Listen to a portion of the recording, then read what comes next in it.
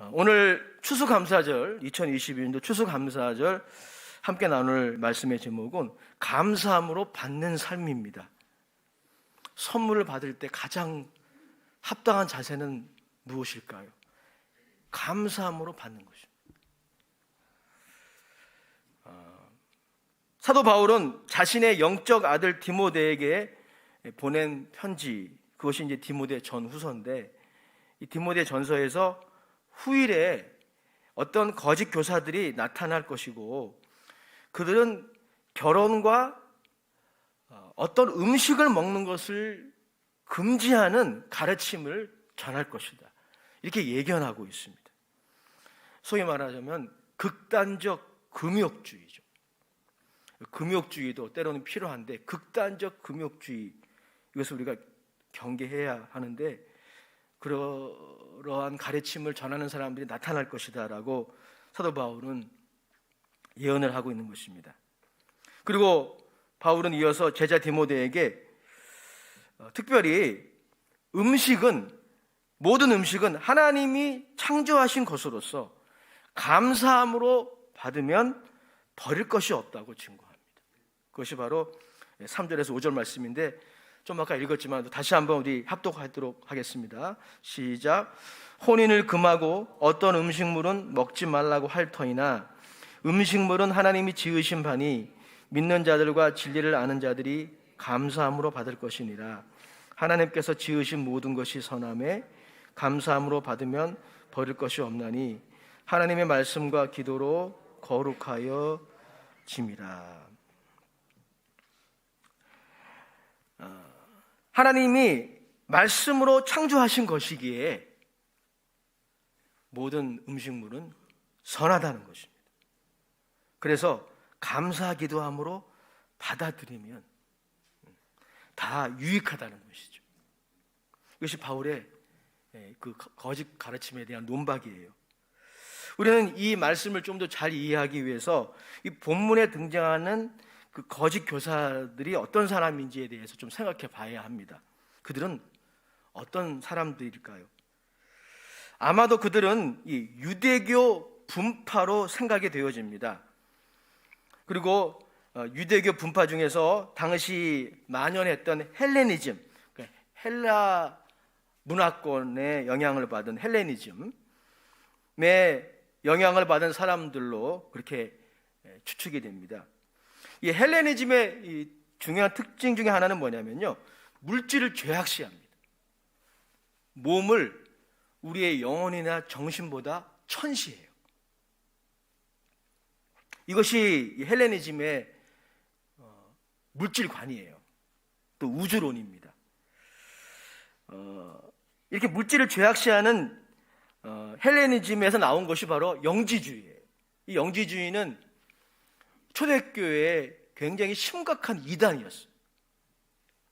초대교회에 아주 부정적인 영향을 주었던 이단적인 사상이 영지주의인데, 이 영지주의의 뿌리가 하나님이 만드신 이 물질 세계를 천시하고 더 나아가서는 죄악시하는 것입니다.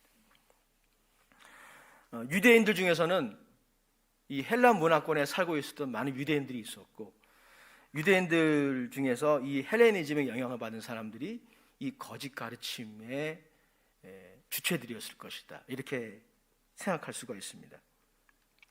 그런데 사실 따지고 보면 이 유대인들에게 음식 정결법은 매우 중요했어요. 바울은 그런 유대인 중에 하나였지 않습니까? 유대인들에게는 이 채식 외의 음식 중에 고기를 말하는 거죠. 이 고기 중에서 부정한 음식과 정결한 음식이 따로 있었어요. 레위기 11장에 보면 그것이 잘 나타나 있습니다. 레위기의 정결법, 11장에 나와 있는 이 음식 정결법에 따르면 여러분이 좋아하는 돼지 삼겹살, 그리고 또 추어탕, 먹어서는 안 되는 음식입니다. 그리고 그 제육에 손을 만져도 안 돼요. 그 고기의 사체를 만지는 것도 안 됩니다. 부정해지는 것이죠. 참 난해한 성경 내용이 아닐 수 없어요. 그래서 이 난해한 음식 정결법에 대한 여러 해석들이 있어 왔습니다. 그러나 가장 설득력 있는 해석 중 하나는 다음과 같아요. 이스라엘 백성들이 어떤 음식을 먹는 것은 그들이 하나님께 드렸던 제사 규례와 연관되어 있다고 해석하는 것입니다. 실제로 여러분, 이스라엘 백성들이 구약시대 때 이 제사를 드릴 때, 특별히 뭐 속죄제를 드리거나 화목제와 같은 제사를 드리잖아요. 드릴 때 속죄제나 화목제를 드릴 때 짐승을 잡죠. 죽입니다. 그리고 그 피를 가지고 성소에 들어가든지 이렇게 해요. 그런데 특별히 속죄제 같은 경우에 짐승을 죽여서 흘린 그 피를 가지고 성소로 들어가는 속죄제가 있고요, 들어가지 않는 속죄제가 있어요. 두 종류가 있어요. 그런데 그 피를 가지고 성소로 들어가는 속죄제 말고 들어가지 않는 속죄제일 경우에는 그 짐승, 그 하나님께 드렸던 그 짐승의 제육을 성전 안에, 그 성막 안에 있는 거룩한 곳에서 먹어야 됩니다. 그래야 속죄가 완결돼요. 이 부분에 대한 어떤 신학적인 의미는 이 시간에 다 다룰 수가 없어요. 그렇다는 것이죠. 화목제는 말할 것도 없어요. 화목제는 화목제에 드린 그 짐승의 제육을 제사장과 그리고 제사를 드린 사람이 나눕니다. 자신의 것으로 취해요. 그리고 먹습니다. 그래서 이 화목제가 완결되는 거예요. 즉 여러분, 이 이스라엘 백성들은 참 특이한 민족인 거죠. 그들은 이렇게 먹는 것이요, 굉장히 중요했던 거예요.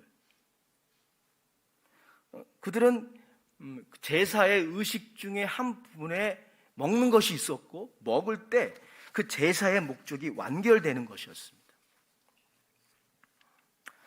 다시 말씀드리면 이스라엘 백성들이 음식을, 특별히 제육을, 고기를 먹는 것은 하나님께 드리는 제사 행위에 없어서는 안 되는 중요한 부분이었다는 거예요.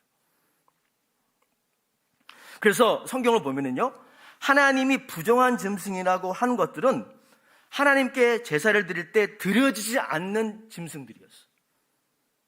반면 하나님이 먹어도 된다라고 하는 정결한 제육이라고 하셨던 짐승들은 하나님께 드려지는 제육이었어요. 예를 들어서 소나 양이나 염소, 비둘기 등등이었어요.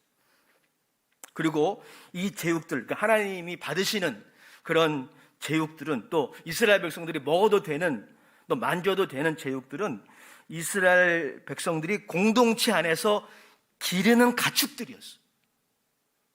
그래서 그들이 제사를 드리기 위해서, 속죄제나 화목제를 드리기 위해서 야생에 나아가 위험 부담을 감수하고 잡아야 하는 짐승들이 아니었어요. 여러분, 소나 양과 염소는 구하기 쉬워요. 기르는 거니까. 하지만 하나님 먹지 말라고 한 독수리나 토끼, 낙타 이런 것들은 야생에 나가서 잡아야 돼. 그런 위험 부담이 있는 거죠. 이런 것들은 하나님이 받지도 않으셨고 먹지도 말라고 하셨어요. 그런 측면에서 여러분, 어떤 음식을 먹어도 되고 어떤 음식은 먹지 않도록 하는 교사들의 가르침이 잘못된 이유가 무엇입니까? 레위기 11장에 따라서 어떤 음식은 먹어도 되고 어떤 음식은 먹지 말라고 한 것인데 그게 왜 문제가 되냐는 말씀이죠. 사실 오늘날 하나님의 교회라는 이단이 있잖아요. 그리고 안식교회라는 이단이 있습니다.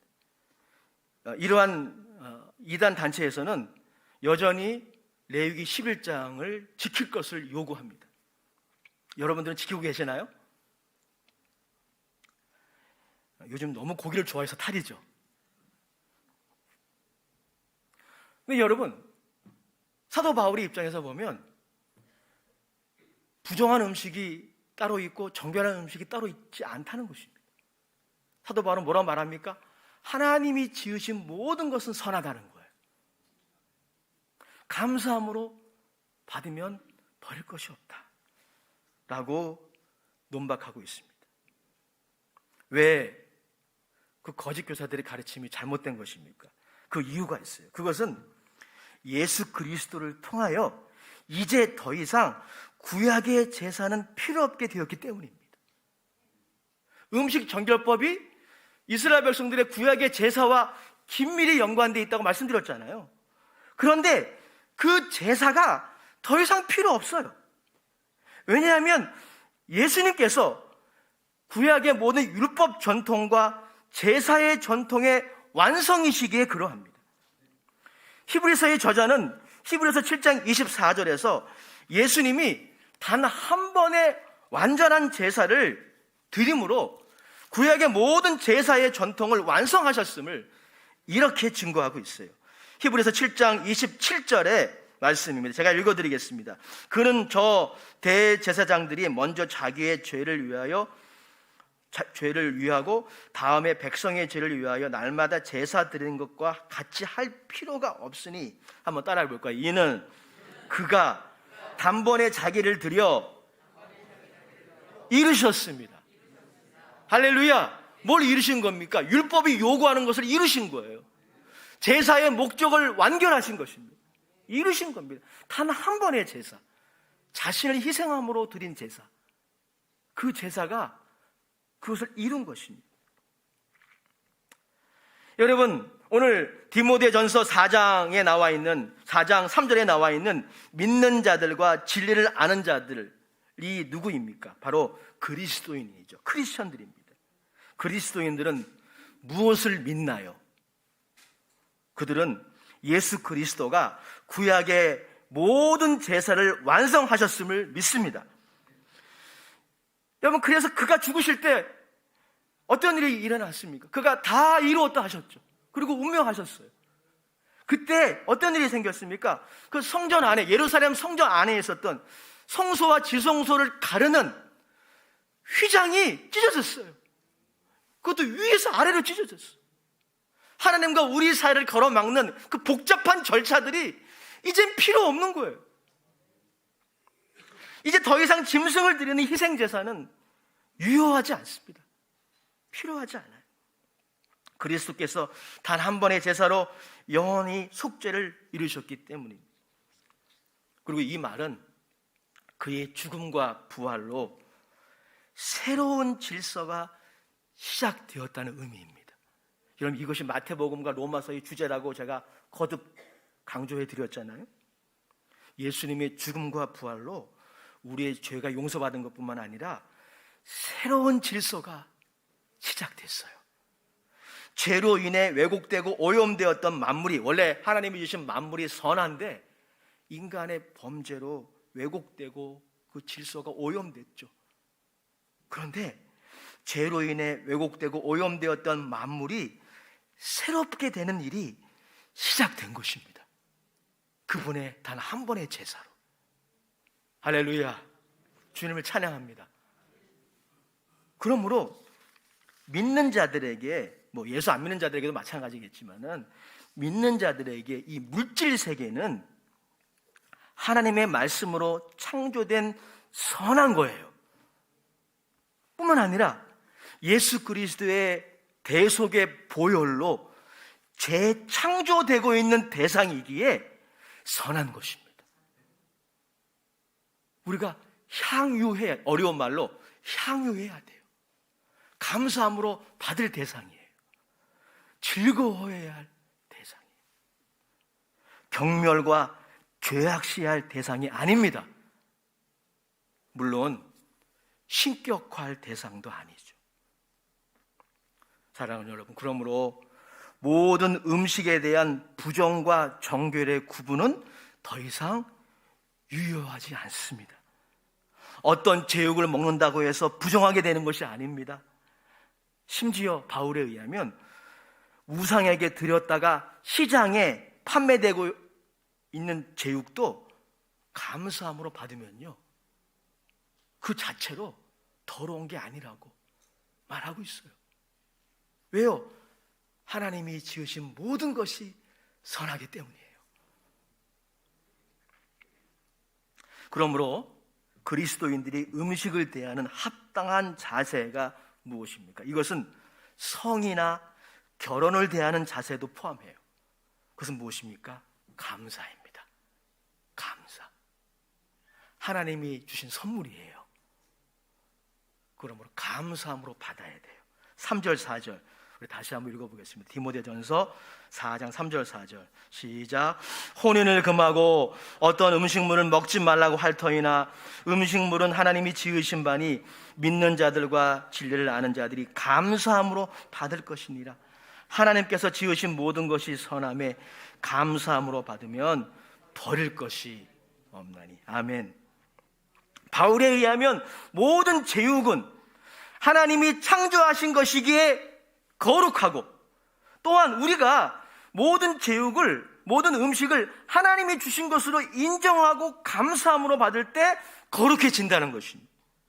성과 속, 거룩한 것과 세속적인 것의 차이가 어디 있는 겁니까? 물질 그 자체에 있는 게 아니에요. 거룩한 물질이 따로 있고 세속적인 물질이 따로 있는 게 아닙니다. 우리가 그것을 어떻게 받아들이냐에 있는 거예요. 우리가 소위 말해서 좀 속하다, 부정하다고 생각하는 것도 감사함으로 받아서 하나님의 영광을 위해서 쓰면 거룩한 것이 되는 것입니다. 한때 여러분 여기 나와 있는 일렉기타, 제가 이런 예를 많이 들어요. 한 30년 전만 해도요, 교회에서 일렉기타를 치는 거는 상상할 수가 없었어요. 왜냐하면 일렉기타는 주로 어디에 쓰여집니까? 카바레에서, 밤무대에서 쓰여지는 거 아니에요. 헤비메탈 그룹들이 그냥 막, 우리 권사님들 그런 거 보면서 사탄의 자식들, 그런 데 쓰여진 게 일렉기타 아닙니까? 이제는 버젓이 교회에서 쓰여지고 있어요. 그럼 일렉기타 자체가 속한 것입니까? 세속적인 것입니까? 아니라는 겁니다. 그것을 누가 사용하느냐, 어떻게 사용하느냐, 거기에 성과 속이 결정된다는 것입니다. 하나님이 주신 선물로 이해하고, 어떤 음식이든지 어떤 만물이든지 하나님이 주신 선물로 이해하고 감사함으로 받아들이면 우리가 흔히 우리의 통념으로 속하다라고 생각하는 것도 거룩해지는 거예요. 신학자 존 스타트가 말한 것처럼 우리는 창조의 모든 선물을 선한 것으로 인정해야 돼요. 만약에 하나님이 창조하신 이 세계를 선하다는 것으로 인정하지 않으면 하나님의 선하심을 부정하는 거예요. 창조의 모든 선물을 인정하고 하나님께 감사하기로 결단해야 합니다. 이 추수감사절에 이 결단이 여러분들에게 있기를 주의 이름으로 축원합니다. 따라합시다. 하나님이 지으신 모든 것이 선하기에 그러합니다.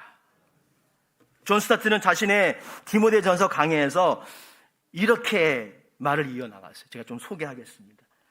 우리가 감사해야 할 대상들이 여기에 좀 열거되어 있어요.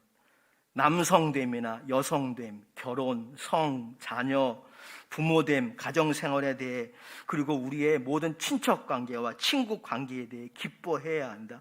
일과 휴식, 곧 하나님과의 협동사역이며 공동의 선을 추구하기 위한 수단이 되는 매일의 일, 그리고 우리의 일을 경배로 바꾸는 주일의 반복적인 리듬을 우리는 감사함으로 받아들여야 한다. 평화, 자유, 정의, 좋은 정부, 음식과 음료, 의복과 거처의 복에 대해 즐거워해야 한다. 음악이나 문학, 그림, 조각, 드라마를 통해, 또 스포츠에서 볼 수 있는 절묘한 솜씨와 힘을 통해 표출되는 창조성 등을 우리는 진정 하나님이 주신 귀한 선물로 알고 만끽해야 한다.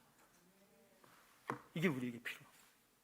이런 건강한 시각이, 이런 감사의 시각이 우리에게 필요한 것입니다. 여러분, 그러고 보면은요, 정말 하나님께 감사할 것이 얼마나 많습니까? 동의하시나요? 그래서 여러분, 우리 생각을 잘해야 돼요. 감사라는 말하고 생각이란 그 영어 단어가 비슷해요. 감사라는 단어가 thank예요, thank. thank you 이렇게 하잖아요. 그런데 생각하다는 영어 단어가 think. 즉 감사하는 거하고 생각하는 것이 긴밀히 연관되어 있다는 거예요. 생각 잘해야 돼요. 우리 생각을 잘해보면은요, 감사할 게 정말 많아요. 그걸 생각 잘하면요, 비교의식에 빠지지 않습니다. 왜냐하면 내가 하나님의 은혜를 과분히 받고 있는 존귀한 존재임을 알게 돼요. 그런 사람이 비교의식 빠지겠어요? 이런 비교의식 혹은 공로의식, 이것이 우리의 감사를 망가뜨리거든요. 영국의 신학자 톰 라이트도 감사를 이렇게 정의했어요. 감사는 하나님이 만드신 만물을 신격화하지도 않고 동시에 그것들을 혐오하고 죄악시하지 않는 자세를 위한 열쇠다. 이 정의에 저는 전적으로 동의합니다. 그런데 여러분, 우리가 감사함으로 받아야 할 이 만물 안에는요, 이런 물질만이 있는 것이 아니라 어떤 게 있죠? 우리가 만나는 모든 상황, 모든 사람들이 포함되어 있어요. 그리고 우리가 만나는 모든 상황들 중에는 우리에게 유리한 상황도 있지만 어떻습니까? 불리한 상황도 많이 있어요. 후자가 더 많아요. 우리가 만나는 모든 상황들 중에는 우리가 충분히 납득할 수 있는 상황도 있지만 이해가 되지 않는, 왜라고 질문할 수밖에 없는 고난의 상황도 있습니다. 지금 우리 교회는 21일 다니엘 기도에 참여하고 있는데 21일 다니엘 기도의 간증의 주인공들 한번 생각해 보세요. 왜 헌신하여 아프리카에 선교사로 파송을 받아 순종해서 갔는데 5년 만에 남편이 거기서 교통사고로 죽어야 합니까? 이해가 안 되는 거예요. 왜 태어나면서부터 나는 장애를 가지고 태어나야 합니까, 하나님? 이해가 안 되는 거예요. 어제 그 유명한 그 바이올리니스트도 사실 인간적으로 보면 참 훌륭한 집안에서 태어나서 아무런 문제 없이 잘 자랐구나, 이런 생각을 해볼 만큼도 한데 그에게도 이해가 안 되는 상황이 있는 거예요. 귀가 안 들리고 턱관절이 망가져서 고통을 당하는 이런 일들이 왜 있는 겁니까? 이런 상황들이 있어요. 사실 우리가 만나는 모든 상황들은 하나님이 지으신 것과 하나님의 섭리와 함께 우리가 선택한 결과들이 합쳐져 있는 경우가 많이 있죠. 그래서 하나님이 지으신 모든 것과 그의 섭리는 지극히 선하지만요, 인간이 선택한 결과들은 대체적으로 어리석어요. 그리고 타락으로 이어집니다.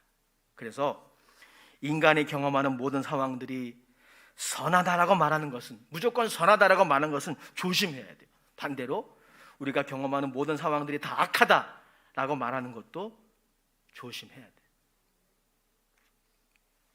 그런데 여러분, 이런 모든 상황들을 우리가 감사함으로 받아들일 수 있는 이유가 무엇입니까?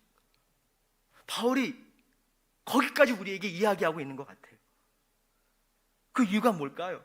바울의 전한 복음 때문입니다. 여러분이 듣고 예수를 믿은 그 복음 때문이에요. 바울이 전한 복음, 그래서 우리가 들은 복음에 의하면 인간의 타락으로 인해 왜곡되고 병든, 그래서 허무한 데 굴복하고 있는 만물, 이 만물을 회복하시는 일이 이미 시작되었고 하나님의 은혜가 지배하는 새로운 질서가 예수 그리스도 안에서 이미 시작되었습니다.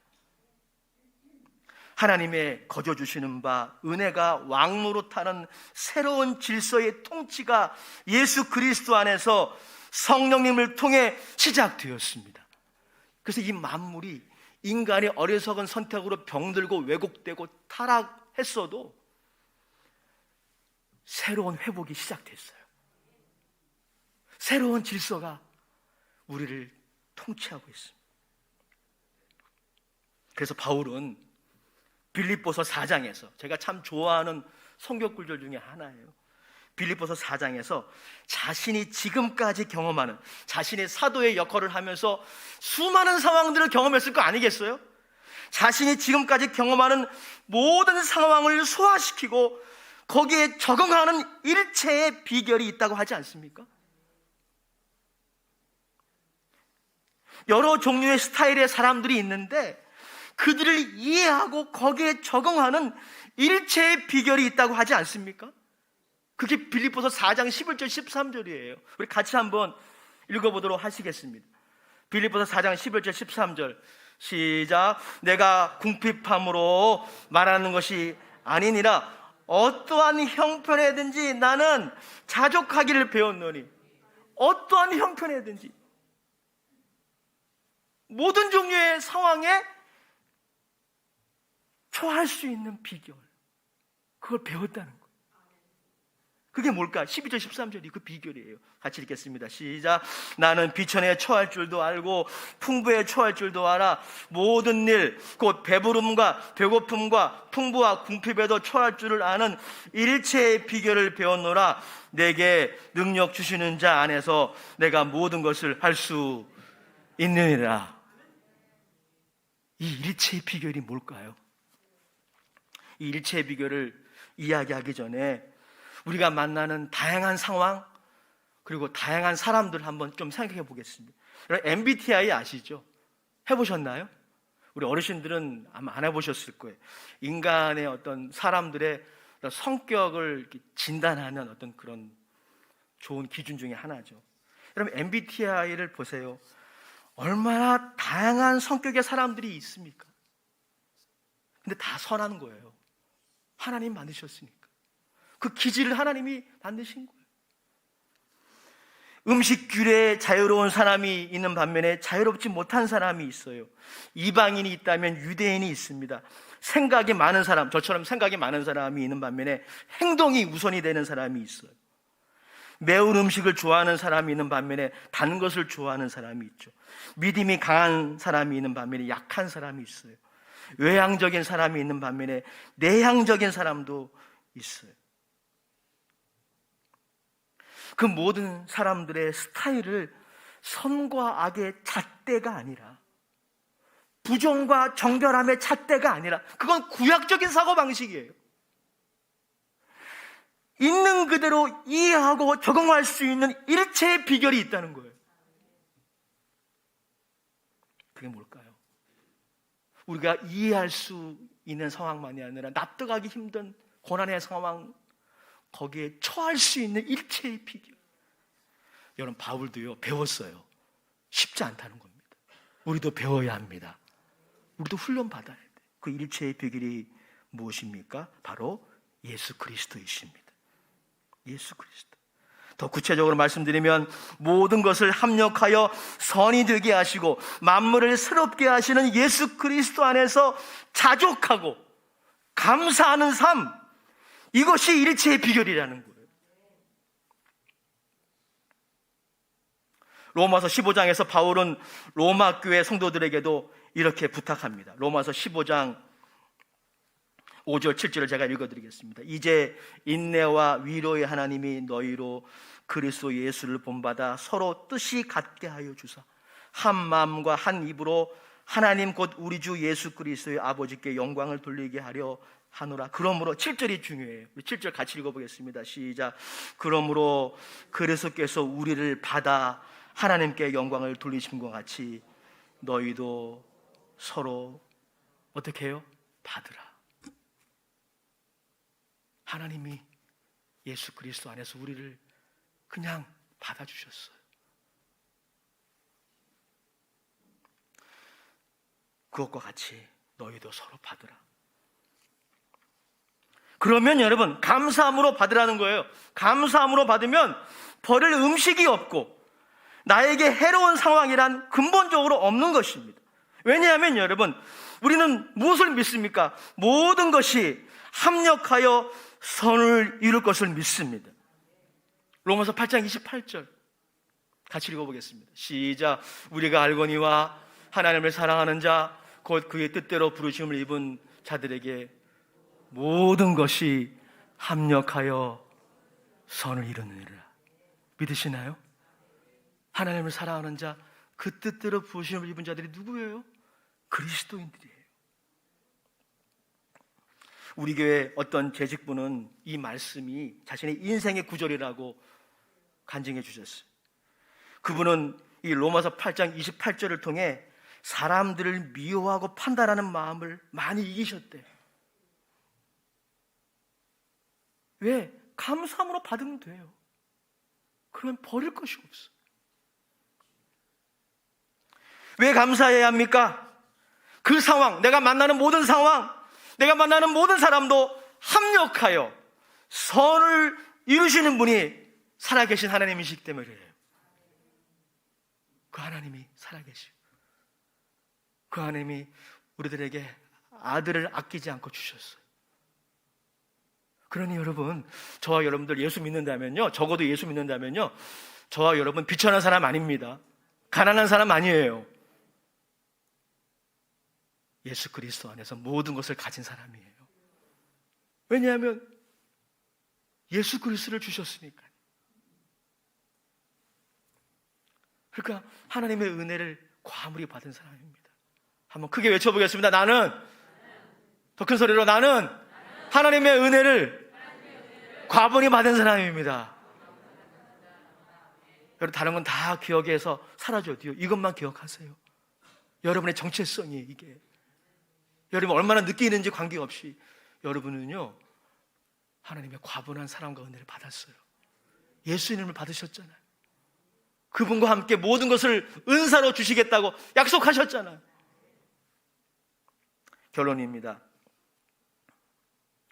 토스토예프스키, 이름이 어려워요. 러시아의 대문호가 쓴 카라마조프의 형제들이라는 소설이 있는데 그 소설에 나오는 이야기를 소개할까 합니다. 평생 다른 사람에게 인색하게 살았던 한 노파가 있었어요. 이 노파가 드디어 지옥에 갔어요. 지옥의 불에서 고통 중에 몸부림치는데 수호천사 하나가 나타나 그 노파를 위해 하나님께 중보기도를 했습니다. 하나님, 이 노파가 평생 인색하게 살았지만 시장에서 누군가가 궁핍할 때 파 한 뿌리를 그에게 나누어 주었습니다. 그러니 그 공로를 보셔서라도 지옥에서 건져주세요. 하나님은 그 수호천사의 기도를 듣고 그 노파를 지옥에서 건지기로 합니다. 이 노파는 자신이 나누어준 파 한 뿌리에 매달려 지옥불에서 나오는 그런 상황이에요. 근데 그때 지옥의 다른 동료들이 나도 그 덕 좀 보자고 너나 할 것 없이 그 파 한 뿌리에 매달립니다. 그때 이 노파가 이렇게 말해요. 야, 저리 가! 이건 내 팥뿌리야. 이렇게 옥신각신 싸우는 사이에 그 파 한 뿌리가 찢어져 그만 다시 모두가 지옥에 떨어집니다. 이 이야기의 교훈이 무엇입니까?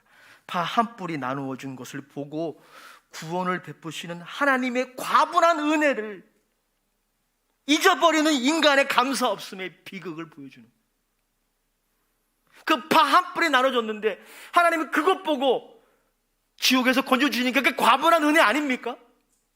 과분한 은혜 아니에요? 근데 자기 공로를 주장하는 거죠. 그 순간 다시 제자리인 거예요. 사랑하는 여러분, 여러분들은 믿는 자들, 진리를 아는 사람, 그리스도인이신 줄로 저는 믿습니다. 그렇다면 여러분은 적어도 하나님의 은혜를 정말 과분히 받은 사람이고 저도 그러합니다. 선물을 과분히 받은 사람들이죠. 예수 그리스도를 받지 않았습니까? 그것도 거저 받았습니다. 그리고 그 아들과 함께 모든 것을 받을 수 있지 않습니까? 천지 만물의 충만함이 그것을 증언합니다. 이제 하나님이 주신 선물로 인하여 감사함으로 우리가 만나는 모든 상황, 모든 사람들을 예수 그리스도 안에서 받으시기 바랍니다. 감사함으로 받으면 되는 거예요. 악하고 이해 안 가는 것도 우리 모든 그리스도인들에게는 결국 합력하여 선이 됩니다. 선이 되는 거예요. 모든 것이, everything, 모든 것이 합력하여 선이 되는 것입니다. 근데 그러한 감사가 때로는 쉽지 않아요. 그러나 능력 주시는 예수 그리스도 안에서 우리는 할 수 있습니다. 감사함으로 어떤 음식도 소화할 수 있고 적응할 수 있고 예수 그리스도 안에서 자족할 수 있습니다. 다시 한번 우리 크게 따라합시다. 감사함으로 받으면, 큰 소리로 감사함으로 받으면 버릴 것이 없습니다. 아멘. 기도하겠습니다. 하나님, 이 추수감사주일에 바울이 우리에게 가르쳐준 일체의 비결, 우리의 비결이 되게 하여 주시옵소서. 모든 음식, 모든 상황, 모든 사람들을 그런 형편에 처할 줄 아는 그 일체의 비결, 그것이 우리의 비결이 되게 하여 주시옵소서. 예수 그리스도 안에서 그분이 주신 선물로 인하여 자족하고 감사하는 이 일체의 비결이 오늘 함께 예배하는 모든 성도님들의 비결이 되게 하여 주옵소서. 예수님의 이름으로 감사하며 축복하며 기도합나이다. 아멘. 우리 찬송가 590